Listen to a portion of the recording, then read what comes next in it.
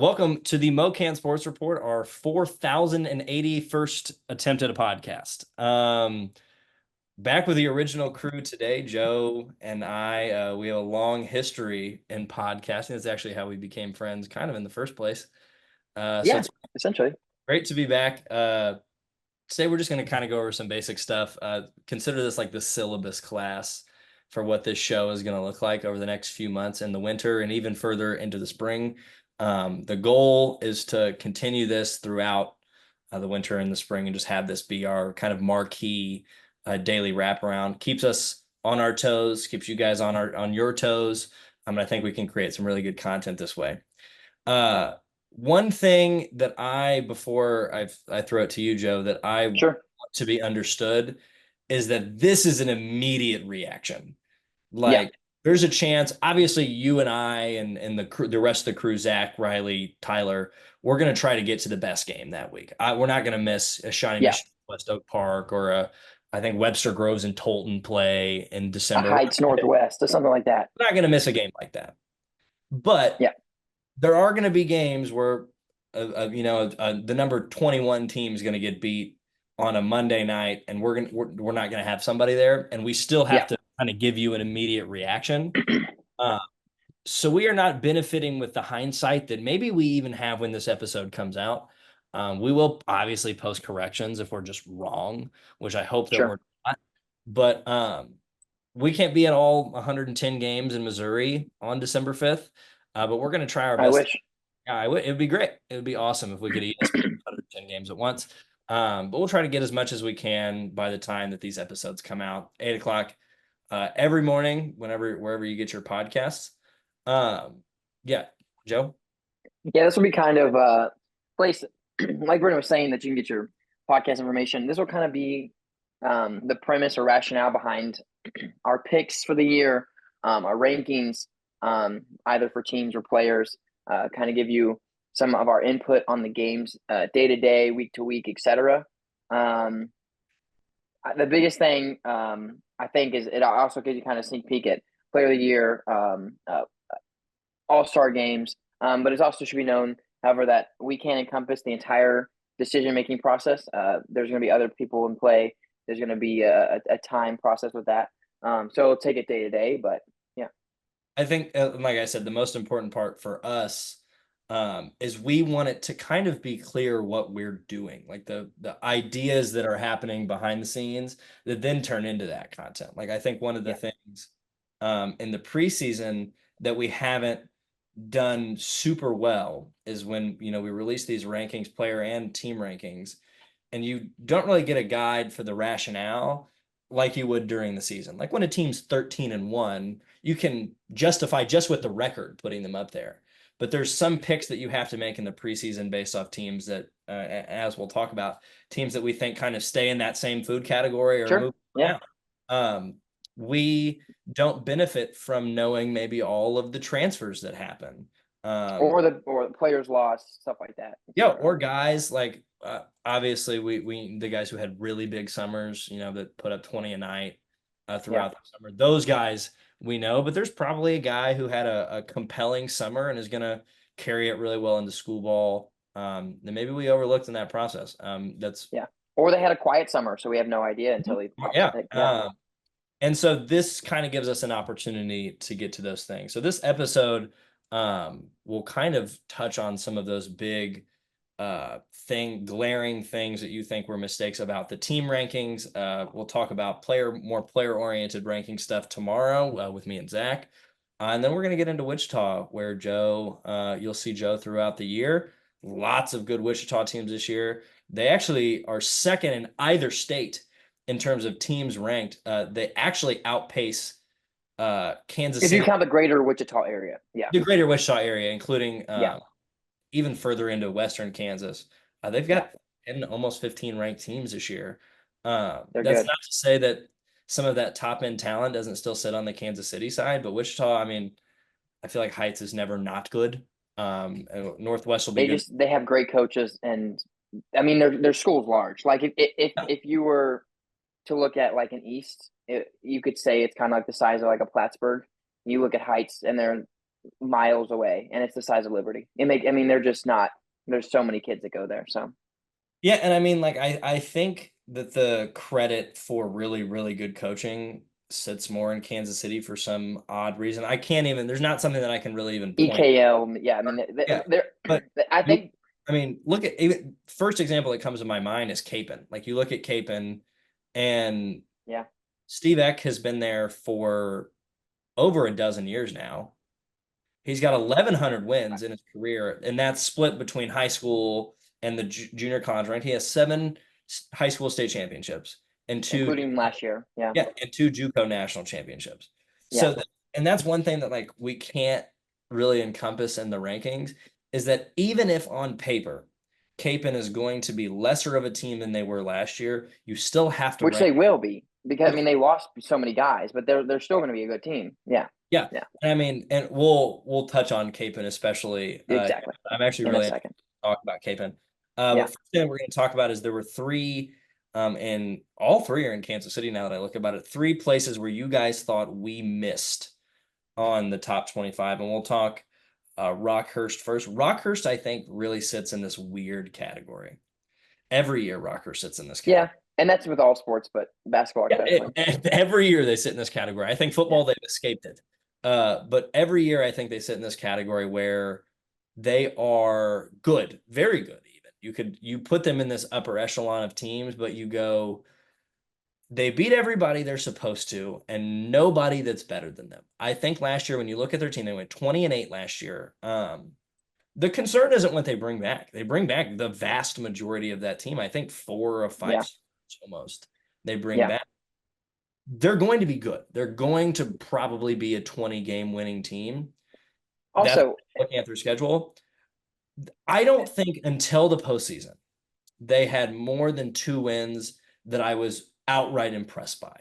yeah. And you look at it, and then you say, oh, well, if you're basing last year's team off this year's team, which we kind of I mean, often you slightly have to. Yeah. you have to, not from in certain standpoints, you do have to. Like you can't have Michigan outside, even if Michigan isn't a top 25 this year, they couldn't start not top 25. They won the championship last year. And I think the thing with Rockhurst is that Rockhurst has a very, very high floor. They're going to be an above 500 team regardless. I honestly think that they're probably going to be the same team they were last year. But I think Lee Summit North got significantly better. Trey Pauly amazing at Lee Summit North. And I think Lee Summit's not quite going to have a 2022 Lee Summit year, but they're back in the conversation as a team that could potentially make it out of a district based on what District 6 and 7 look like in 6A. And I think that we left them out because the competition is a lot closer. They're absolutely still in the conversation. A few more wins they're in like that. I mean, they start the year hot. They do what they're supposed to do, and they're absolutely in there. They have a very talented core that had Rockhurst, I will say, on the basketball side, since even the whole time we've been doing this job, Rockhurst has always had a consistent core, and it flawlessly moves. And I think that their floor is so low that almost makes them a top 25 team in and of itself. They're absolutely a top 25 in Kansas City team as they were ranked. So in Missouri, it's a little off though. It's different because there's a lot of very good Springfield and St. Louis teams. St. Louis and have to be accountable. On to Raytown, which is another team that made the state playoffs last year. We got a lot of grief on the player and team rankings for Raytown. I want something to be known outright. I think there are 3 elite guard scorers that are smaller guards, elite smaller guards, because obviously you're still counting Aaron Rowe as a guard and you're still counting Xavier Wilson as a guard. And Corbin Allen, I think, even falls into that guard category as well. He's especially when he was a college, he'll be a 2. He'll be a 2 guard. And I mean, they have him bring the ball up the floor, especially. I mean, now it's probably a little bit less because they've got Zeke Brown and Caleb can start the offense as well. Yeah. Luke Walsh at Vianney. Zaire Collins at St. Mary's. and Romello Smith are the three best small guard scorers in Missouri right now, and they are in a category of their own.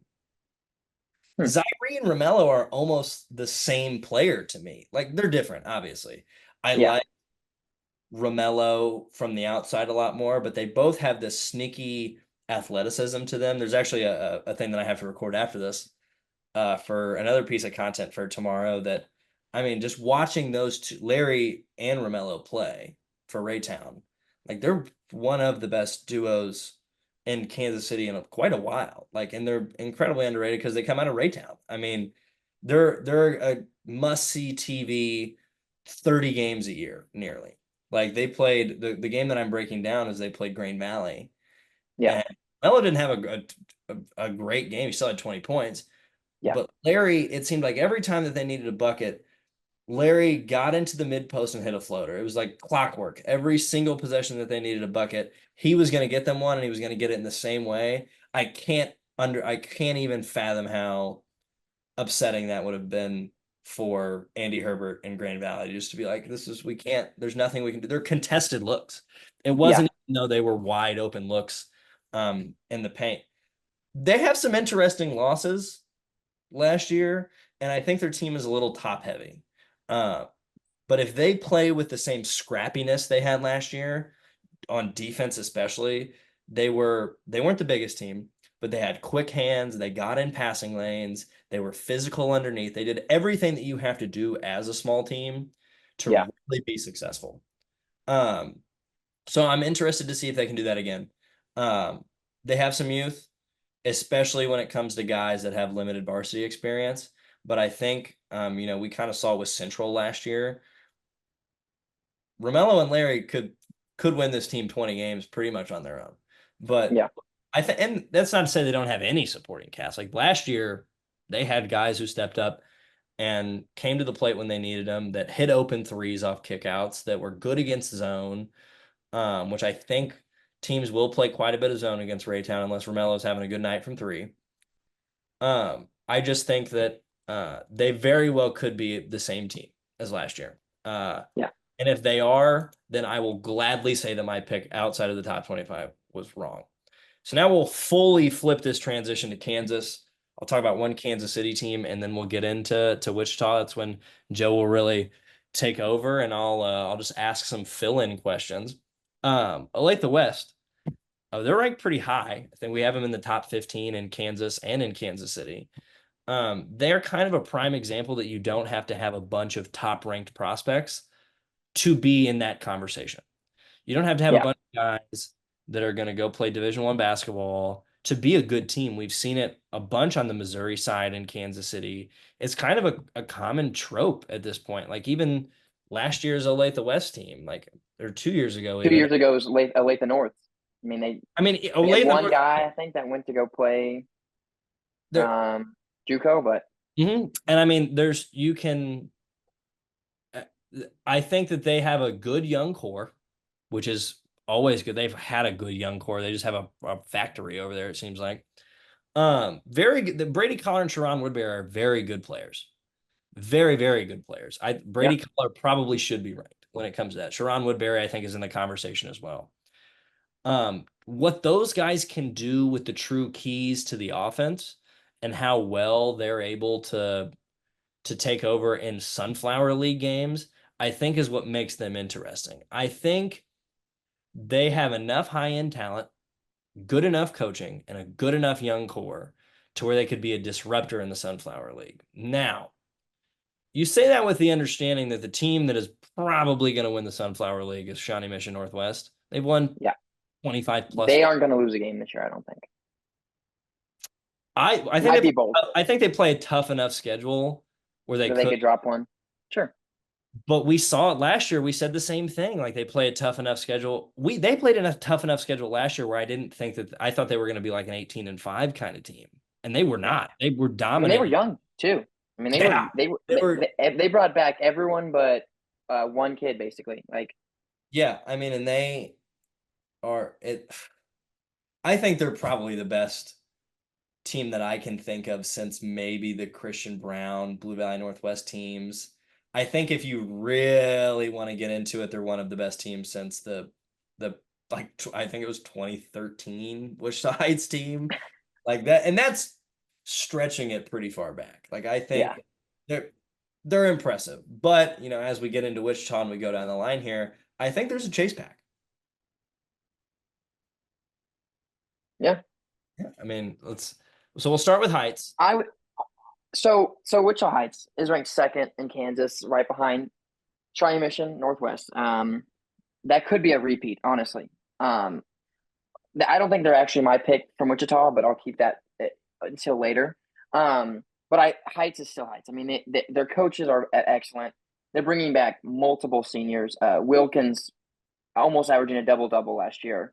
Robinson, I mean, 55% from the field shooting, 13 and 5 points and rebounds. They have multiple guys that can step up. Timmons is a great kid that they're gonna have for an extra year.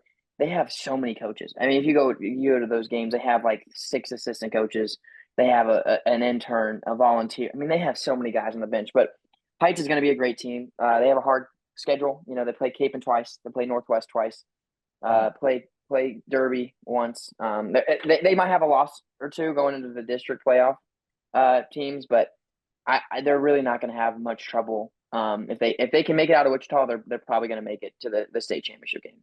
Yeah, I think that the interesting thing about this team would be seeing if Malachi Wilkins can make that step from a great defender and a great rebounder to a Yeah, great offensive player. And that's not to say that he's not a good offensive player. But when yeah. he's the third ranked player in Kansas, I believe we have him ranked third or fourth in I mean, Kansas. but And he, he I mean, averaged he 10 points a game last year. And obviously Rudy Gobert has won. I mean, seven. he's been an. I mean, how Right. he has been one of the best players in the NBA, and I mean, he's not really a threat on offense, but he's so good at defense. I I would mean, love to see a game, and there was games like this last year where he had to, but yeah, I would love to see a game where you go, all right, we need a bucket, here's the ball. yeah, I would like to see them in the situations, and it's a good thing that they're seldom in that situation anyways, because they're that good.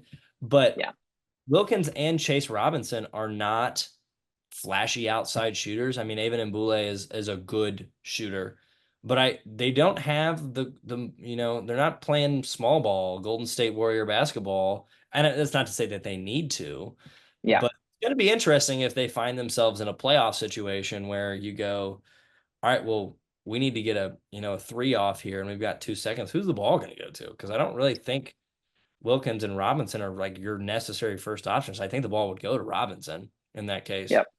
But Jalen Timmons and Evan Mbule, they'll need to step up and fill that role. You can't replace Giambi, but you can recreate him in the aggregate, and I think that's kind of what they'll have to do. I hope people get that. The two people that are going to get that, I hope.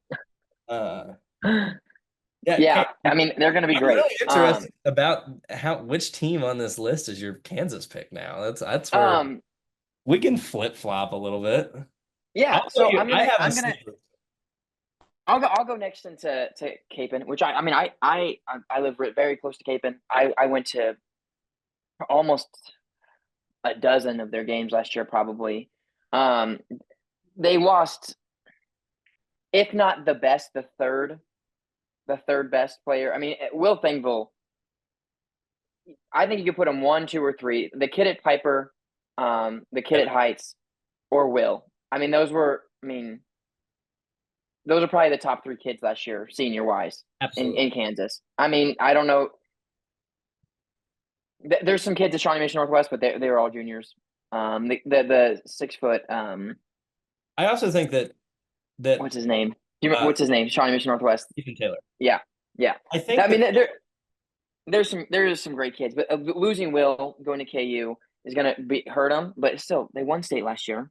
They right. they keep the most winning coach in high school basketball for Kansas. They have a kid, Corbin Johnson, he's getting looks left and right on Twitter. And the thing about Corbin that impresses me so much, and TJ Williams, who you're mentioning for Heights, I totally forgot that name. TJ Williams, that's it. Yeah, thank you. Corbin not only was elite from the field, he shot 62% from the field. He shot 53% from three. Yep. Led all of Kansas, qualified leaders in Kansas. And he averaged he's over 16 a game behind Will. Yep. And Will was a 23, 24 a night guy. I mean, Will had. I went to back-to-back games against Bishop Carroll and against Wichita North. Will had 30 in the first half against North, and then 24 in the first quarter against Bishop Carroll. I'm just like, this kid is. I mean, you can't. He's going to take over a game, but they lose Teagan.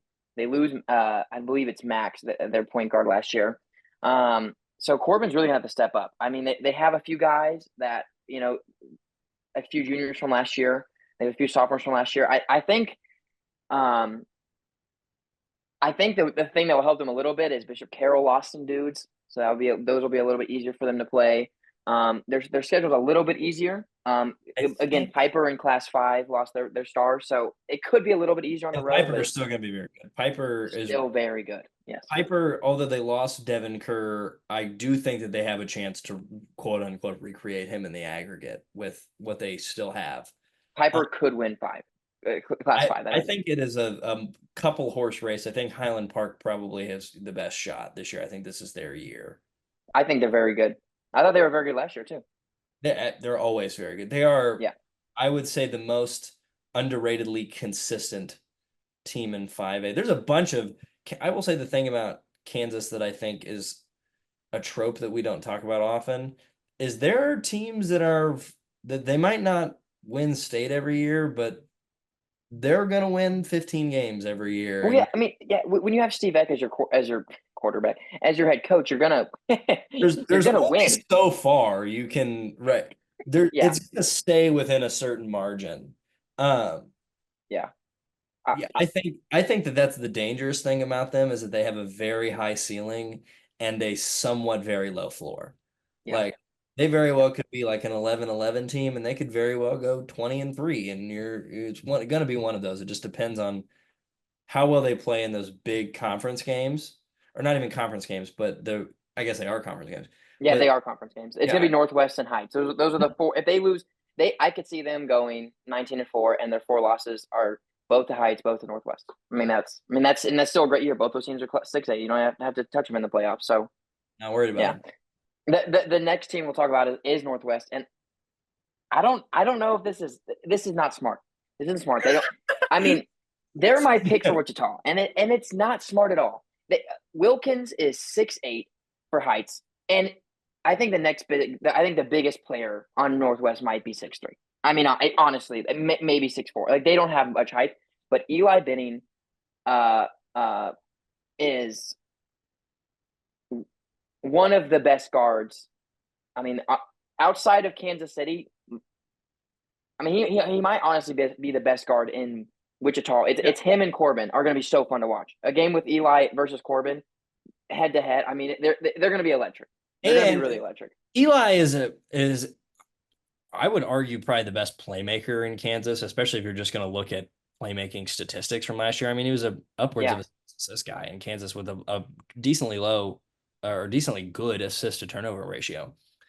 And then they pick up River Peters from Emporia, who was our 19th ranked player in the class or in all classes, who put up 18-4 and just over 1 assist a game last year. And I know that you're bringing in 40 seniors. They have 9 seniors on the roster. They're going to have a lot. They're a very old team, all 18-year-olds basically. But not even that. Eli Benning and Tashawn, his teammate, their chemistry is elite. Tashawn had a very quiet summer. He was their leading scorer sophomore year. Eli took it over their junior year. But all 3 of them, River, Eli, Tashawn, could all average to combined 45 to 60 a night. I mean, right. And the thing that I think is the most dangerous about them is that they were never not in the chase pack last year. It always felt like they had a shot. They had 3 losses last year. 2 to Heights, 1 to Capen. That's a great season. I mean, they had a great season. Yeah. Oh, they might have lost to May South. Actually, they might have 4 losses. There was I don't yeah, remember I remember them kind of. They might have had more because losses. May South was really good last year. Actually, May South was yes. May South they is lost too many guys. yeah that they're just May South probably would have won state last year if what's his name didn't tear his ACL. they're Six big. foot seven. Yeah, I can't think of his name. Remember when he dunked on Alex Gunnels on?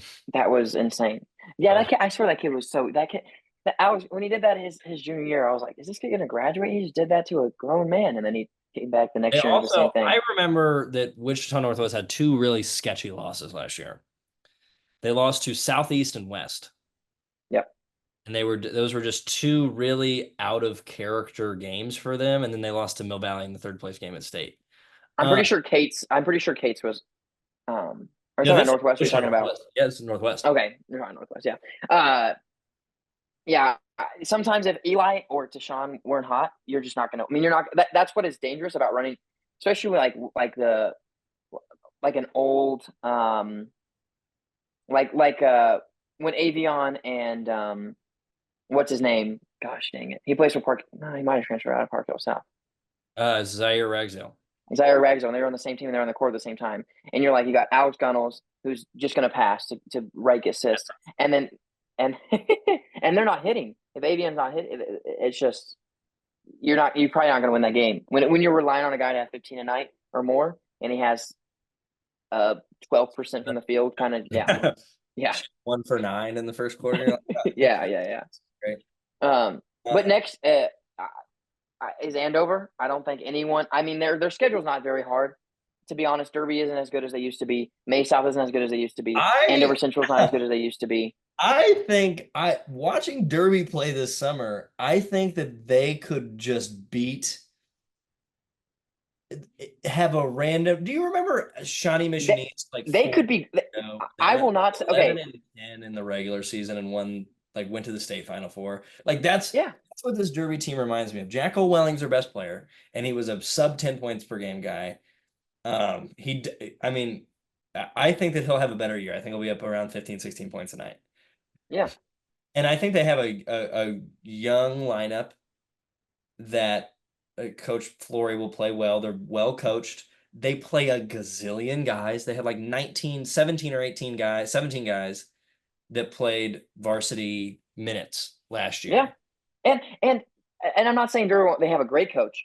They have they're getting older. They had like 9 freshmen on their team last year. They Gavin Chadwick, who's the younger brother of I think his older brother plays at Missouri State and his other brother went to Wichita State. But both of them were phenomenal. Both of them played at State. St. Mary's. Their dad is the coach at Derby. Yeah. Yeah. I think there's three. I think there's 3. One maybe it's St. Mary's, not Northwest. Chadwicks, and they're all in Wichita. I don't know, but they're all great. I mean, they're all great. He's a little undersized. He's like 5'11", 6 foot, and he's like 140, 145. So he's a little underweight, but I mean, he can shoot and he can dribble. So I mean, defense liability maybe, but if he can, as a junior coming off the bench, if he can score 9, 10, 12 points a night, Derby could be a good team. But nice. on paper, they shouldn't be as good as they were last year. So that's why I think Andover will be a great season. Plus, Josh Kim is great. I mean, he plays AAU year round. He's played with Marquez Bell. He's played with teams in EKL, players in the. I mean, he is single handed. I mean, he won state his sophomore year. He's played a lot of basketball. He's a 15, 5-5 guy. He's a consistent. He's gonna he might be like a 26-6 guy this year. Like all of those stats are just gonna get better. I feel like. Yeah, I think he's one of the more underrated players that we had in Canada. We have him at 39. I think he very well could be a guy whose stock continues to rise. And the only reason I feel like he's that low is just because of sophomore year he had such a. I mean, Andover was so good his sophomore year. He was one of the top 3, but there were 6 guys on that team that you were like, all right, this team. I mean, I picked them to win state before they even played a game that year, and they won state, and it was like, yeah. Quincy Bradford will make it some difference for them as well. He's just for sure 12 points a game for them, 6 rebounds. Overall, a very good player. And they're pretty old, so which is scary because next year they might not be good. But yeah, half their team are seniors. I think this is probably their last year of that good window to compete. at least until they have a new crop And I of. know that number 15 Andover and number 17 Derby, they're right next to each other. And I did say that there's a big gap. I still kind of do believe there is a big gap between the two, but between the other teams in Kansas, I I don't think there's I don't think there's 17 teams better than Derby, and I think Andover could move up or down. But I like the placement of 15, 17, but I do think there's a gap. Like I genuinely think Andover is a I significantly think, better team. and But we'll get the into. Derby, I if think their young players can play good, I mean, they're a young team. They're going to be good. I mean, I think they lose two seniors this year, so they have this year and next year to be. I mean, so even if I this year is think a flop, which it won't be because it's a Derby led basketball team, first of all, they're looking fine for next year. Flory is a Fritz disciple. If I'm Yeah, not, he I'm is pretty sure. doing the Fritzian method of just somehow having a gazillion freshmen that are super good every year. It's like Fritz voodoo magic, is what I'm Yeah, gonna. they like you said, they played 17 varsity kids last 17 year, guys. and I think they lost three or four, Mhm. and and four Yeah, seniors this year. they have So 30 like return. 10 of the 17 that played last year are going to come back not only this year but the year after that, and some even the year after that. So Yeah, I mean, there's so many kids that are going to return. So having them play minutes last year is great. Even if they, I mean, write it them was in tough. They had a the hard state pick schedule. 2 years from now. Like they're Yeah, probably going to be a team that wins 20 games. yeah, The last one that I really want to talk about, obviously, we'll have Kansas doesn't start playing games till December, so we'll have a couple more yeah. episodes being able to talk like this. Andover Central, I like Andover Central. I'm going to both games that Andover and Andover Central play. I mean, it's electric, first of all, just because, I mean, everyone goes. It's an Yeah. Andover battle. But so even if it's like the Mays versus May South or the Andover Central, even if the team sucks. Like one year, I think my freshman year of college, and this was the year Andover won state, I went May South, um, and they were both electric, and the game was amazing. And then this year, it's probably not going to be that interesting. Mays is not a very Oh, good I thought you were talking about basketball Andover, team. Andover Central. I No. Mays is not a very good basketball team, but it's still going to be electric. And that's the same thing with genuinely, Andover. Andover Central wasn't great 2 years ago, and Andover killed them, and the game was electric. This year, they're both good. I can't wait to see how. I mean, it's going to be such a fun game. Jaden Brown's very good. I think Jaden Brown's incredibly underrated. Just shy 16 points a game. He's Yeah, going to get 3 rebounds and assists and a half. And I mean, I think that he's one of those players. He's had a pretty good summer. He's going to take a step in the yeah, right direction. They are incredibly balanced. They yeah. I shoot mean, they the have ball. like nine They have nine seniors. seniors. They have nine seniors. And Yeah. it's off the top of my head, I think 7 of them got consistent playing time last year. Plus, they're in 4A, so even if they lose to Andover, or if they lose to a Derby, or if they lose to a whatever, I mean, they're a conference above them. So it's like, okay, I'm gonna have to check that because part of me thinks I'm that pretty sure they're 4, aren't they? they were in football because we called an Andover State Championship game a couple years ago. But I will look that up and you'll see a disclaimer if that was wrong. The last thing that Let I me look want real quick. two No, you're things. good. Keep going. We have 4 minutes. Jalea Davis commits tomorrow. She's I mean, the top, I think she's number 17 in the country. She's a consensus 5-star recruit. Yeah, One of the best players, even at a young age, when we watched her sophomore year, which is the first year we did the All-Star game. The thing that really has always caught my eye about her is that she not only did she play with poise, but she was always calm and always collected. And she can shoot the ball decently well from outside of the paint. She can catch it in the high post. She's very prototypical and Fritz big, and that's very good for her. Same as Aubrey Shaw. I think Aubrey Shaw is a little bit different. Harvard commit, golf clap. She's choosing Oklahoma, Kansas, Arizona, Baylor, and South Carolina. So like historically, two very good programs in Baylor and South Carolina. Kansas is building, Arizona is building, Oklahoma is a very good program. No crystal ball, but my pick is I think Kansas. I hope this. I look back on this and say that I was in the right boat. She took 2 official visits to Oklahoma and to Kansas. I really think that the momentum that the University of Kansas has in Kansas is going to land them a 5-star. They got Reagan Williams. They got Zoe Canfield out of Washburn. They've got not Samaya Nichols. They do have Samaya Nichols. So they have Samaya Nichols, and they have she went to Olathe Northwest or Olathe North, played for Zoe Williams, and then she Yeah, went to great Wisconsin. coach, great She went human to being. Wisconsin. Sanaya something. There was like 4 Sanayas on that Olathe North team. Williams, I'm pretty sure, was it not? I don't know if it's Williams, but it's Copeland. Sanaya Copeland. And, Sanaya Copeland, you're right. um, She played in our All-Star game. I literally knew. Okay, never mind. yeah. Sanaya. I mean, they have pretty much a Kansas City roster. Yeah, And winning games. And I mean, they yeah. had Chandler Prater, who came from North Kansas City and played really well there, who ended up, I think, Oklahoma State. Um, the only other thing that I wanted to briefly touch on, because it's pertinent today, as we release the Kansas City rankings, Shawnee Mission Northwest and Oak Park play each other on December 7th. Can we get a preseason? We've got a minute and a half. Can we get a preseason pick on who you think wins that matchup? Real quick, Chandler Prater is now at Mississippi State. She was at KU, then she went to Oklahoma State. Now she's at Mississippi State. Okay. Also, Andover Central is 4A for basketball and like soccer and a few other things. It is 5A for basketball, so I was wrong on that. 5A for basketball? Yes, for basketball they are 5A, so I was incorrect. What real quick, 60 seconds. What was your pick? Because I didn't hear it. I have not made I want you to go first because I want to be able to make fun of you if you're wrong. If I'm wrong, I think that there's a right answer. And I'm not even saying this as like a homer of the rival of one of these schools. I think almost objectively, I think it's barely my subjective opinion that Shawnee Mission Northwest is going I don't think they're going to lose a single game this year. I don't think that. I really can't see a way, especially Oak Park. I think here's the thing. Oak Park might very well win 6A in Missouri. They might.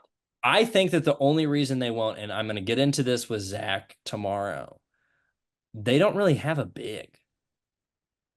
Corbin, but he's like a one guard. They have a big. He's a high school 4 or 5 playing like he's going to go to college. So he's playing like a 1 or 2 like he would be in college. Some guys on the bench that are big.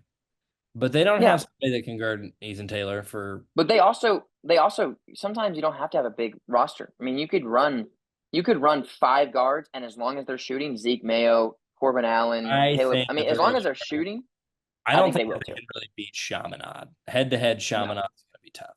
Super good first episode, I think. Yeah, we had to take a little bit of a break, got a little detour in our little recording here, but it's always interesting.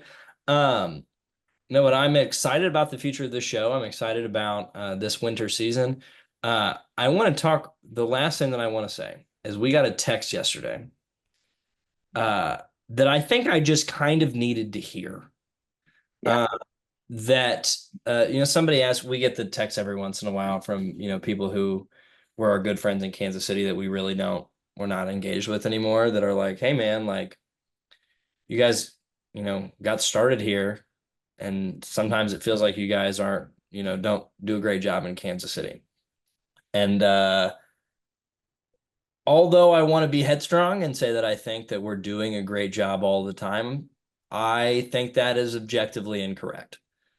But one thing that I do want to make sure is understood is that I'm confident in this show. I'm confident in Joe. I'm confident in our entire team here for this winter and beyond. I think that we've got a really good set of products in the works for you guys.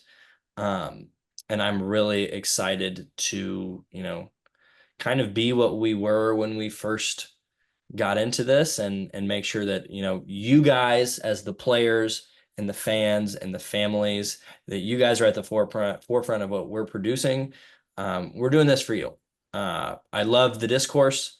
I'm glad that for the most part we can keep it positive, and I think I speak for everybody when I say I really look forward to another great season of basketball across both states. I think Wichita's got some dogs that can really go at it at 4, 5, and 6, especially. I mean, even collegiate's got some really good players as well that we didn't even touch on today. But we'll have the opportunity to.